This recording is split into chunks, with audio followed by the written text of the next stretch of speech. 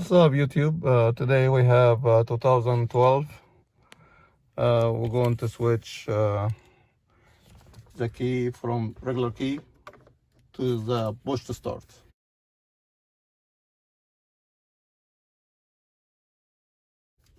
So before you're gonna do any modification to the ignition system, make sure when you scan you have a keyless system. So if you have a keyless system, go ahead and buy the cab and place it right here, and anytime you're gonna have the key in your hand, you don't have to put it in, just to push to start.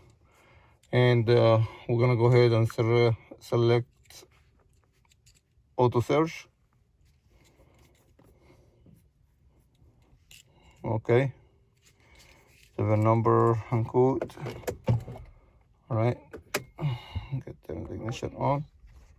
Sunday night, partly cloudy with a 30% chance of showers and thunderstorms. Lows in the mid. All right, so okay, Partly cloudy and system selection. So let's see if we have a keyless go or keyless entry. If it does, go ahead and buy the cap, very cheap, and put it in, and that's it.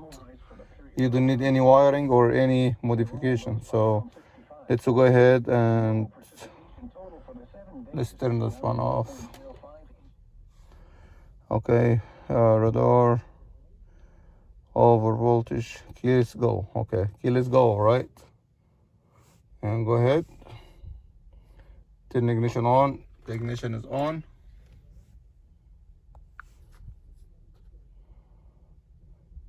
So communication error with the ECU. So please confirm that mean does not have it. So before you do any modification to the ignition, make sure this system you have it. Or if you have it, go ahead and buy it, and buy the plug and plug it in, and you're ready to go.